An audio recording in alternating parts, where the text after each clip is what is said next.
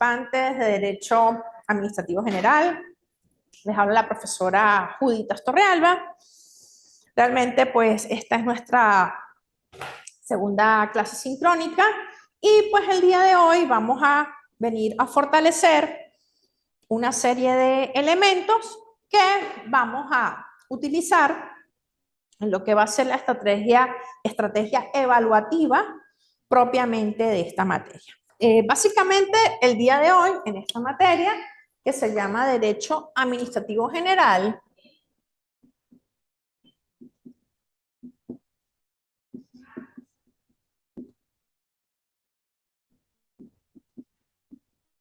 vamos a hacer un abordaje de lo que es inherente y de lo que corresponde el debido conocimiento de lo que a materias comprende. ¿A qué me refiero con esto? De que básicamente nosotros en Derecho Administrativo General ya estuvimos hablando un poco del origen, habiendo establecido que estuvimos hablando del origen a nivel internacional, producto de lo que de cierta forma comprende la temática inherente a el auge que hubo con la Revolución Francesa, y a su vez que hicimos un tema inherente al auge, a lo que corresponde con la Revolución Francesa. También hablamos a nivel de Venezuela, que el origen a nivel de Venezuela data desde el año de 1912, con lo concerniente a lo que tiene que ver con el esquema del nacimiento bajo Juan Vicente Gómez, del esquema de lo que se conoce como un Estado centralizado, y por ende encontramos la situación de palpar y de hablar lo inherente y concerniente a origen, Venezuela, el nacimiento de la centralización y cómo se aprobó en las cátedras universitarias de las diferentes partes del país el hecho de ir instaurando la existencia de una cátedra llamada Derecho Administrativo. ¿Ok? Sin embargo, no podemos omitir que en Venezuela el mayor auge del derecho administrativo subyace en el año de 1964, cuando sencillamente en 1964 nos encontramos de que un joven caraqueño llamado Alan Randolph Brewer Carías aprueba su tesis doctoral en Francia y crea, en la cual hace mención a los llamados procedimientos administrativos, y que partiendo de esta idea de lo que se conoce como los procedimientos administrativos, se inicia una etapa luz para Venezuela de lo que corresponde el auge de los procedimientos administrativos, para que finalmente en el año de 1976 se cree, a la luz de una ley que se llamó Ley Orgánica de la Corte Suprema de Justicia, se hace históricamente la primera mención de lo que es el tema y el sistema de cortes, y a su vez que se hace mención sobre lo que es el tema y el sistema de cortes, por primera vez en la historia se subyace y se construye otro elemento, y ese elemento viene a ser que, emanado sobre el tema y el sistema de cortes, vinimos a construir un aspecto fundamental, y el aspecto fundamental es que finalmente en el año de 1981, en el año 1978 se aprueba la primera ley a nivel municipal, Ley Orgánica de Régimen Municipal, y en el año de 1981 se logra el aspecto de tener la famosa Ley Orgánica de Procedimientos Administrativos, conocido como el tema de LOPA. ¿Qué vamos a hacer en esta primera evaluación? Quiero que sencillamente se haga una línea de tiempo. Una línea de tiempo donde se explique tanto a nivel internacional, es decir, serían dos líneas de tiempo. Una línea de tiempo basada en lo que es la evolución histórica del derecho administrativo a nivel global y una línea de tiempo basado en lo que es el alcance o lo que corresponde al derecho administrativo venezolano. Después de tener claro este tema de las líneas de tiempo, podemos partir de un esquema básico y el esquema básico que vamos a utilizar va a ser simple y llanamente el venir y al haber construido esto, vamos simple y llanamente a venir a hacer una deconstrucción totalmente diferente porque ya teniendo clara la evolución histórica con el tema de líneas de tiempo, vamos a venir y vamos a construir un mapa mental. ¿Y con qué vamos a construir el mapa mental? El mapa mental lo vamos a venir a construir. Vamos a hacer el esquema aquí del mapa mental.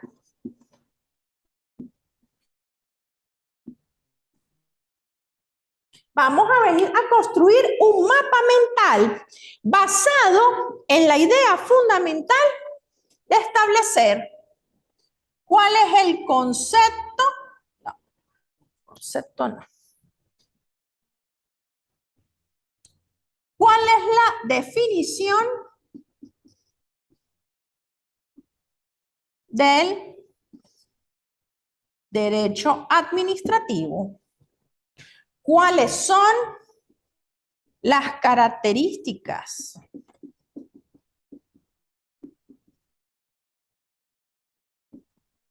del derecho administrativo? ¿Cuáles son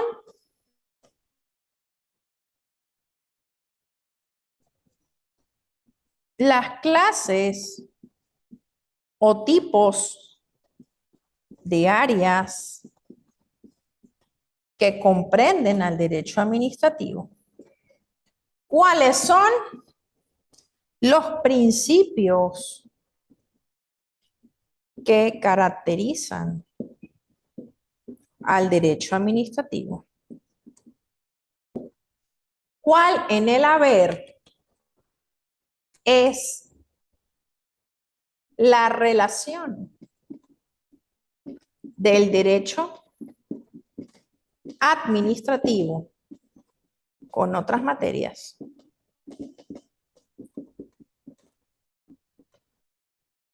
Y esta básicamente va a ser la segunda evaluación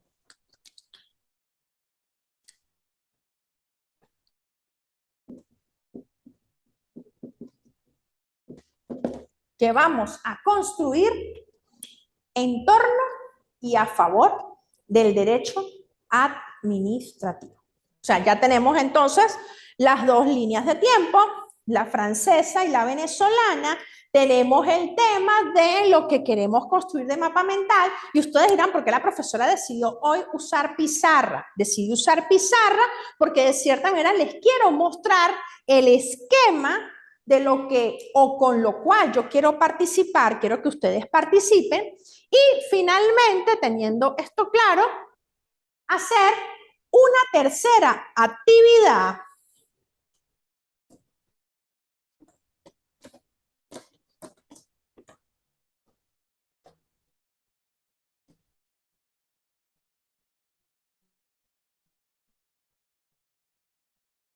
la cual va a consistir en hacer un cuadro comparativo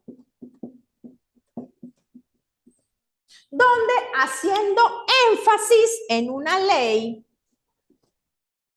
llamada Ley Orgánica de la Administración Pública del año 2018,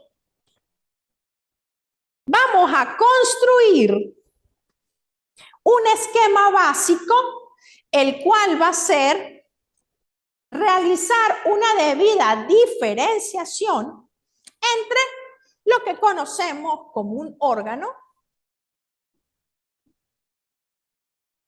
un ente,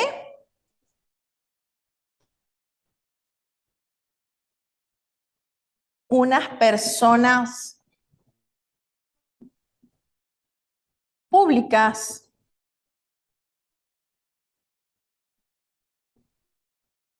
de derecho privado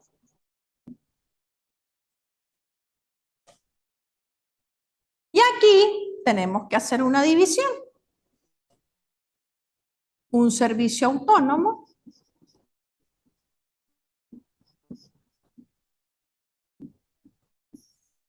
pero aquí hago un asterisco.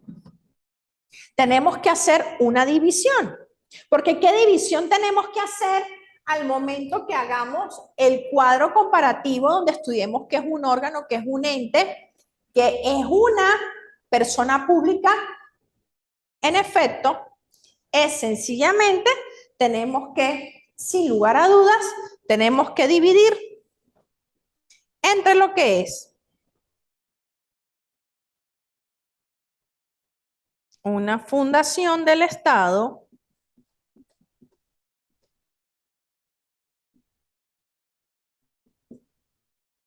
una empresa del Estado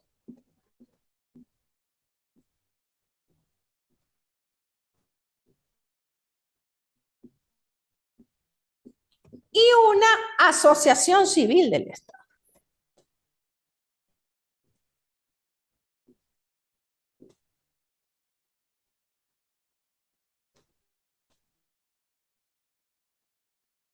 Todo esto usando esta ley que les estoy señalando, que es la famosa Ley Orgánica de Administración Pública.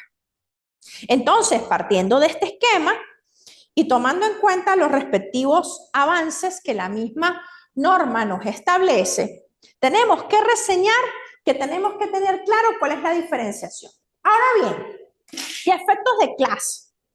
¿Qué podríamos decir o qué podríamos establecer como órgano, como entes, como persona pública y como servicio autónomo? ¿Y por qué tenemos que hablar de esto? Porque así como ya estudiamos una primera parte de lo que se conoce el tema de las nociones básicas del derecho administrativo general, dentro del derecho administrativo encontramos que existen dos teorías o existen tres teorías que conforman el tema como un trípode del conocimiento en el derecho administrativo. Primero encontramos a la llamada teoría de la organización, que es la que nos va a establecer cómo es completamente todo el esqueleto del Estado. Segundo, vamos a encontrar el tema de la teoría de la actividad, la cual la teoría de la actividad es la que nos viene a plasmar y establecer el esquema de lo que conforma y de lo que se considera como una estructura basada en criterios de venir a deconstruir lo que son las actividades que presta la administración pública en beneficio de los particulares, que de eso hablaremos el día lunes, que es nuestra próxima clase, y vamos a abordar el esquema de lo que es la teoría de la responsabilidad, que a la luz del 140 constitucional nos establece cómo es este alcance que se presenta y que se suscita en el ámbito de las relaciones públicas y las relaciones administrativas. A su vez, tenemos que reseñar y tenemos que establecer que existe otro tipo de... Tenemos que establecer que existen otros tipos de esquemas y otros tipos de estructuras que están presentes en el ámbito de lo que se conoce como la teoría de la actividad y la teoría de la administración. ¿Por qué? Porque de la teoría de la actividad, perdón, y la teoría de la organización. ¿Por qué? Porque no solamente tenemos responsabilidad, actividad y lógicamente el tema de la organización. También encontramos cómo es la labor de la teoría funcionarial, es decir, cómo el funcionario se maneja en el ámbito del derecho administrativo, a dónde quiere llegar y cómo lo quiere hacer, pero el día de hoy vamos a hablar inherentemente es de la teoría de la organización. ¿Qué se entiende como teoría de la organización? La teoría de la organización, como ya lo señalé, es la teoría que se encarga en hacer cabalmente el estudio de lo que conforma y de lo que corresponde al tema y al ámbito de decirnos cómo es la estructura del Estado. El Estado, aunque es una persona jurídica compleja, representada, como lo dice el mismo Código Civil, por la República. Sin embargo, tenemos que reconocer que la República o el Estado, teniendo esos elementos que hemos estudiado básicamente en otras materias, como es población, territorio y ordenamiento jurídico, se conforma por una gran cantidad de sujetos que dentro de sí se pueden tratar o se pueden caracterizar como si se tratara, y lo voy a dibujar aquí,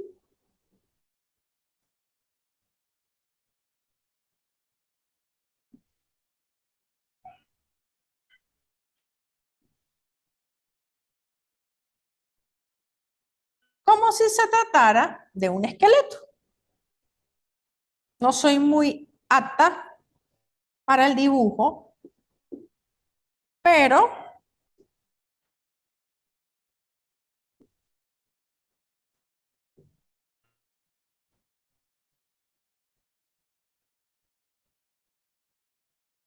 este es un esqueleto. Aquí lo tenemos. Este esqueleto le vamos a colocar un nombre. Le vamos a colocar huesitos. Huesitos es como si fuera el Estado mismo. Es como si fuera la organización y cada una de las piezas que conforman a Huesitos, en el ámbito de considerar a Huesitos a la administración pública, se pueden conocer como órganos. ¿Y qué es un órgano? Y ese sería nuestro primer concepto para poder hacer nuestro sencillamente cuadro comparativo. Un órgano es una unidad funcional que no tiene ni personalidad jurídica, porque forma parte de un todo, forma parte del Estado, ni tiene patrimonio propio, ni tiene gestión propia.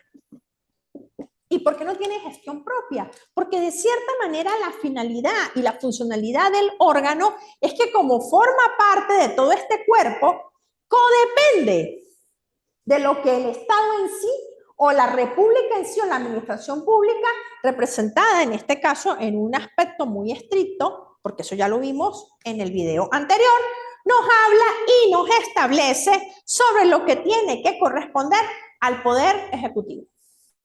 Un ejemplo de un órgano, un ministerio. ¿Un ministerio tiene patrimonio? Sí, sí lo tiene, pero es un patrimonio que viene directamente enmarcado de la República. No es un patrimonio propio en sí, no es un patrimonio que se pueda manejar sin tener limitantes como leyes de presupuestos, como ser aprobado por el Poder Legislativo por medio de la Asamblea Nacional. En fin, tiene muchas limitantes, lo cual entrama la situación y que no tiene una total independencia. Entonces, fíjense, encontramos la diferencia del órgano. Muy distinto es el ente. Un ejemplo de órgano es el Ministerio de Agricultura y Tierras, Ministerio para el Poder Popular de Agricultura y Tierras, el cual se encarga de todo lo inherente a nivel de la administración pública de la parte agrícola, agropecuaria del país. Sin embargo, encontramos un aspecto fundamental, que ese Ministerio de Agricultura y Tierras, en pro de tener una autonomía propia y una gestión propia, puede tener otros institutos que los pueden perfectamente, autonómicamente, previa autorización por parte del órgano, pueden venir a trabajar por medio de la figura de lo que se conocen como los institutos autónomos. ¿Y qué es un instituto autónomo? Un instituto autónomo, sencillamente, es una figura la cual se caracteriza por tener en su naturaleza que tiene personalidad jurídica, tiene patrimonio propio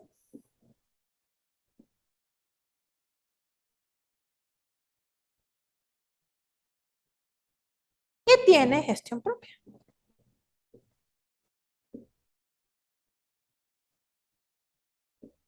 Entendiendo que esa personalidad jurídica ese patrimonio propio y esa gestión propia, lo que buscan en todo momento es una construcción, una debida construcción de un esquema que lo que permita de cierta forma es hacer que bajo su propia gestión puedan cumplir muchos fines que a nivel del órgano, por el tema de que no tiene autonomía, no puede lograr. Un ejemplo de eso, volvemos a la situación que si tenemos a nivel de un órgano, un ejemplo, el Ministerio para el Poder Popular de Agricultura y Tierras, podemos encontrar que institutos autónomos que han salido por delegación de competencias, que ya vamos a estudiar qué es delegación de competencias, sencillamente podemos encontrar la figura de institutos como el Instituto Nacional de Tierras, el Instituto Nacional de Salud Agrícola Integral, es decir, el INTI, el INSAI. Podemos encontrar el INDER, el Instituto de Desarrollo Rural, el INDER, que es un instituto de investigación. Y así en sucesivo, podemos decir que en la actualidad el Ministerio de Agricultura y Tierras tiene como 3 o 4 institutos autónomos, es decir, de él en su haber, de sus funciones iniciales, tenemos que existen entes o existen institutos que se encargan de cierta forma de poder construir otro esquema, otro enfoque, otro impacto y que llevan a esto. Asimismo, pues, tenemos que establecer que claramente ante la idea de que exista un órgano, ante la idea de que exista un ente, vemos que se excluyen entre sí, el órgano no tiene autonomía, el ente tiene total autonomía, por eso se llama instituto autónomo.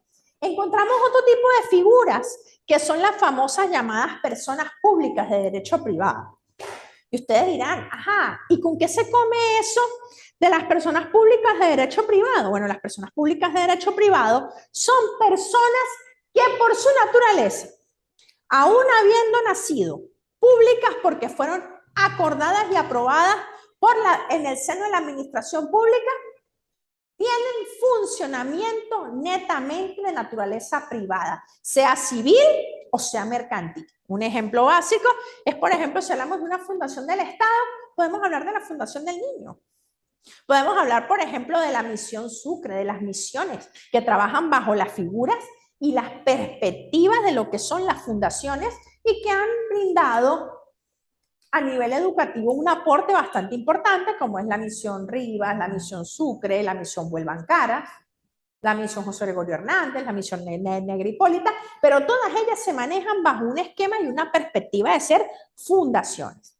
Es decir, que sin tener fines de lucro realizan labores en pro de prestar una actividad, que vamos a estudiar más adelante eso lo vamos a tocar con mayor profundidad el día lunes, y que lógicamente en nombre de prestar esa actividad tenemos de cierta manera que puede conllevar a la idea de que puede convertir el hecho de que una empresa, de que una actividad que sea netamente pública pueda tener características de privada, porque no se maneja la parte funcionarial ni nada de esto, que también estudiaremos el día lunes con un poquito más de profundidad. En lo que corresponde al tema de las empresas del Estado, ahí tenemos que hacer mención que lógicamente la figura por excelencia es las sociedades mercantiles. El Estado venezolano puede tener más del 50% o el total accionario de sociedades mercantiles. Encontramos ejemplos básicos y característicos como Cabin, compañía anónima de lo que tiene que ver con armamento. Tenemos lo que tiene que ver PDVSA, Petróleos de Venezuela, Sociedad Anónima. CanTV, Compañía Anónima Nacional de Teléfonos Venezolanos. Movilnet, como empresa, lógicamente, en materia de telefonía celular. En fin, una alta gama de situaciones y de aspectos que nos llevan y nos conllevan a la idea de que, aunque son parte del Estado venezolano o han sido parte o tienen un capital accionario significativo, lógicamente este tipo de empresas lo que tienen en todo momento es un hecho y es un elemento de que tienen, de cierta forma, una situación esquemática de que ellas no se van a regir por criterios públicos en su funcionamiento, sino respectivamente si es una empresa del Estado será por el Código de Comercio, y si es una fundación o sencillamente una asociación civil del Estado lo va a hacer por el Código Civil. Los servicios autónomos. De los servicios autónomos, tenemos que señalar que los servicios autónomos han tenido un auge bastante significativo en los últimos años, porque tenemos que recordar que el servicio autónomo presenta dos particularidades, que sería como lo intermedio entre el órgano y el ente. No es totalmente dependiente como el órgano, no es totalmente independiente como el ente, porque de cierta forma lo que nos presenta, lo que nos analiza o lo que nos plasma es la idea de que el servicio autónomo va a tener patrimonio propio,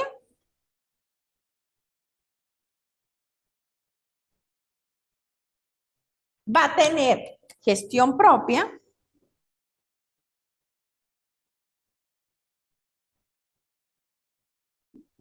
y de cierta manera, teniendo patrimonio propio y gestión propia, lo que viene a construir y a configurar es un aspecto bastante interesante que es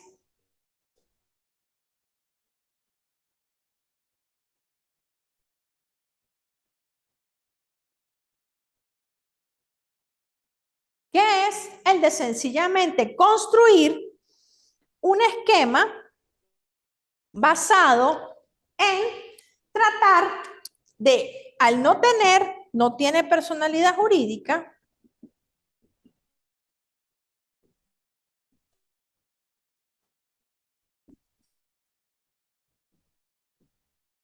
lo que busca en todo momento es cumplir los fines del mismo, pero al momento de cumplir los fines del mismo, lo que señala de sobremanera es el hecho de que cumple los fines, tiene una gestión propia, es autónomo, pero no tiene personalidad jurídica. Es decir, no llega al nivel de autonomía que tiene un instituto autónomo, pero sí tiene un ámbito bastante amplio de gestión. Ejemplos básicos es, por ejemplo, con el Ministerio para el Poder Popular de Finanzas, con el caso del Servicio Nacional Integrado de Administración Aduanera y Tributaria, que es el CENIAT, o un ejemplo con el Ministerio de Interior y Justicia, lo que pasa con el Servicio Autónomo de Identificación, Inmigración y Extranjería, que es SAIME, o con el mismo Ministerio de Interior y Justicia, lo que pasa con el Servicio Autónomo de Registros y Notarías, que es el SAREN, y así en sucesivo, otros servicios autónomos. Entonces, ¿qué les voy a pedir en esta actividad? Que me hagan un cuadro comparativo, semejanzas y diferencias entre órganos, entre entes, entre personas públicas y privadas, y lo que tiene que ver con el tema del servicio autónomo.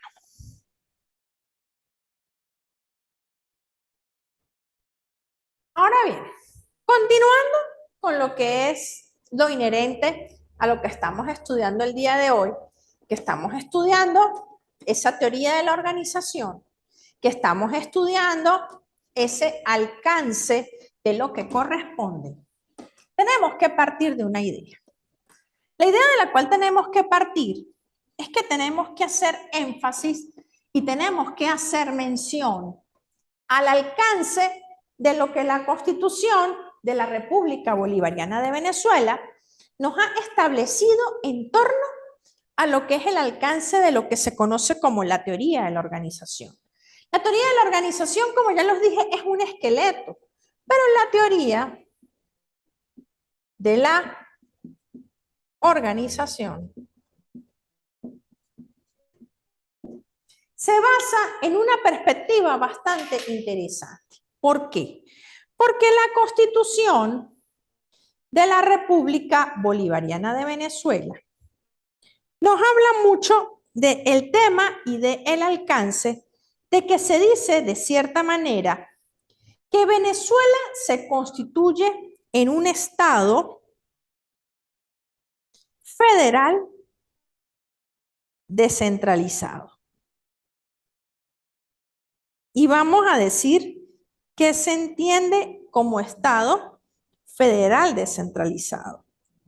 Tenemos que partir de que en el esquema, y tenemos que tener claro, tres aspectos fundamentales, no solo de las personas que conforman al derecho administrativo, sino tenemos que establecer que hay tres conceptos que tenemos que recordar al momento que estudiamos a la famosa teoría de la organización.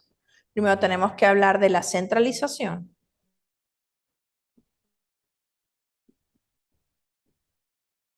Segundo, tenemos que hablar de la desconcentración.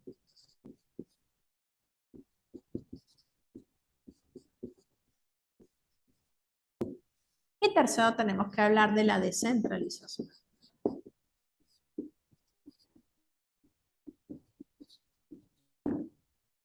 Sobre lo que es centralización, desconcentración y descentralización, tenemos que reconocer que la Constitución, como ya lo dije, nos habla de cierta forma que se constituye en un Estado federal descentralizado.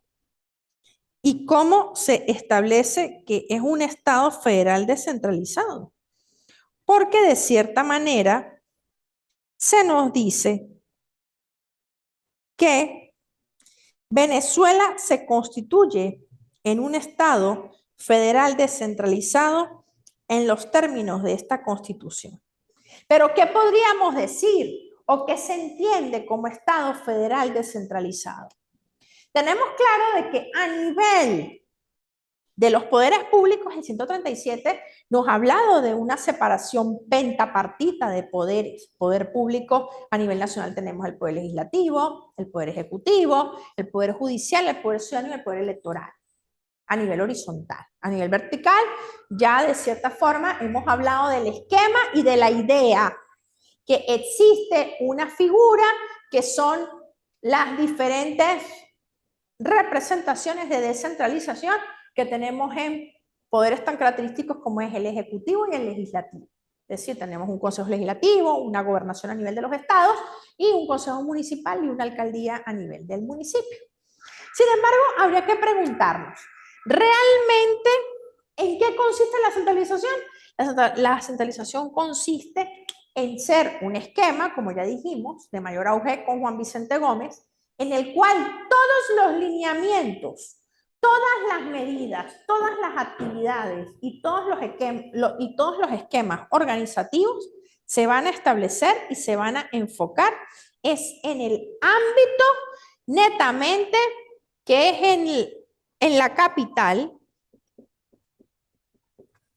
a través de los poderes públicos nacionales que se van a dictar todas las pautas y lineamientos que van a regir a las partes en pro de lo que se considera es el nacimiento pleno de esa descentralización.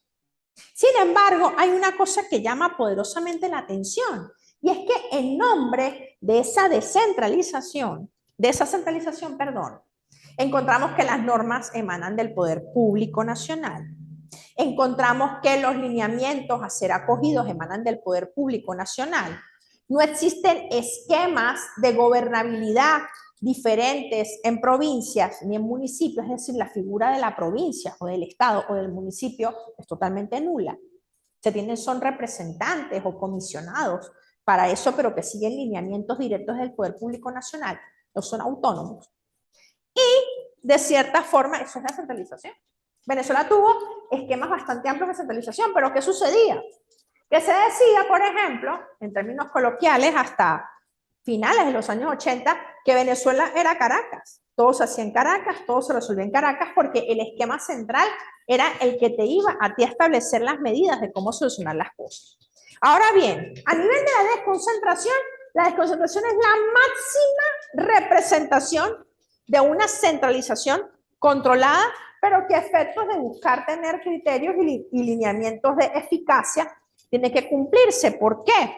Porque la desconcentración lo que busca en todo momento es lograr cubrir, lograr establecer el hecho pleno, certero y verdadero que lo que se va a construir debidamente es un esquema en el que las partes lo que van a buscar enaltecer es sencillamente la idea plena y absoluta que van a dar atribuciones a nivel estatal y municipal por temas de distancias de alineamientos que vienen a nivel central. No hay autonomía, no hay poder de decisión, solamente es como por un aspecto de dar un mejor acceso más cercano al particular, pero tomando los lineamientos plenos de lo que es una desconcentración. Yo, por ejemplo, siempre cuando explico el tema de la desconcentración, pienso mucho en lo que tiene que ver la idea de lo que corresponde o de lo que pasa, por ejemplo, con las zonas educativas. Las zonas educativas de los estados pertenecen y son instancias que son propiamente emanadas y cumplen funciones de tratar de garantizar los elementos y lineamientos de lo que es inherente al Ministerio para el Poder Popular para la Educación. No tienen autonomía, dependen de los lineamientos ministeriales que emanan de Caracas, pero no están en Caracas, no están directamente en el ministerio, no es un centralismo totalmente extremo a lo que es el concepto básico de la centralización, sino que de cierta manera lo que presentan es un esquema basado en que la desconcentración lo que ayuda es a tratar de flexibilizar esa centralización, pero sigue habiendo centralización. Ahora bien, cuando hablamos de descentralización y hablamos de federalismo,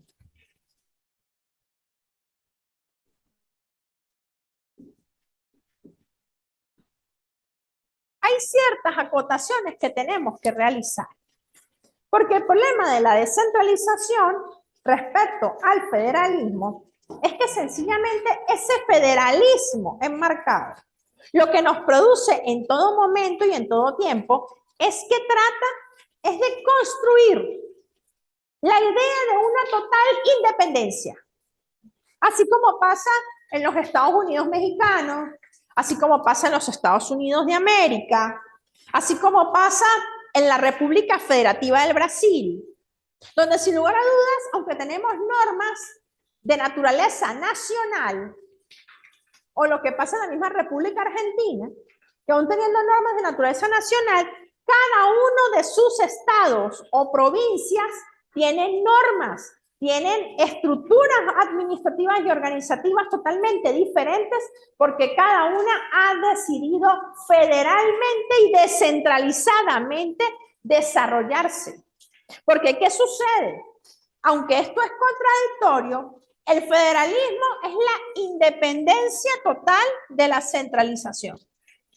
La descentralización es la flexibilización total de la centralización, pero partiendo que tiene un origen de centralización. Es decir, si tengo descentralización no podría haber federalismo, porque una cosa excluye a la otra, porque si tengo federalismo no puedo tener centralización.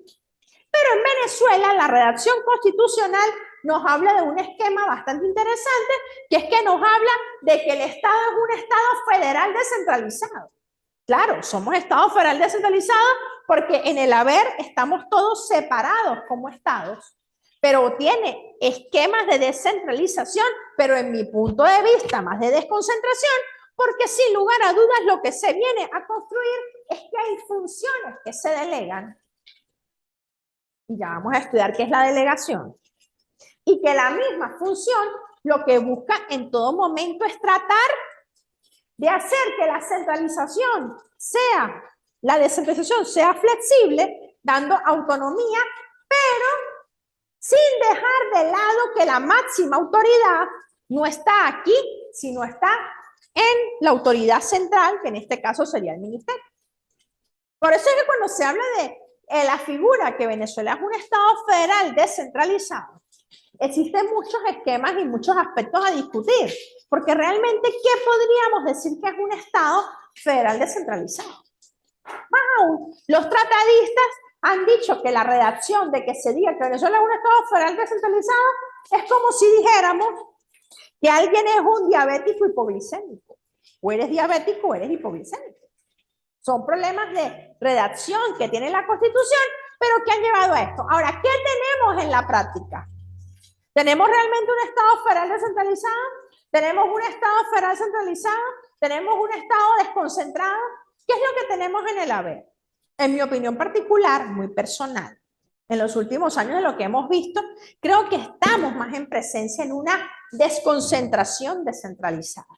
Y ustedes dirán, ¿cómo es eso de desconcentración descentralizada? Porque seguimos dependiendo de la autoridad central, Seguimos dependiendo de lo que a nivel ministerial o muchas veces presidencial se establece, solo que con un acceso dado a diferentes rincones por medio de las autoridades estadales y municipales, pero que las mismas de cierta manera vienen a tener una mención de no dar totalmente autonomía ni a los estados ni a los municipios, a sabiendas que la Constitución en el 178 le dio plena autonomía al municipio con comunidad política primaria. Y de ahí entonces encontramos un esquema fundamental, que es el hecho de señalar, por ejemplo, lo que ha sido esa figura que ha sido creada en el seno de la administración, como son el tema de los protectorados.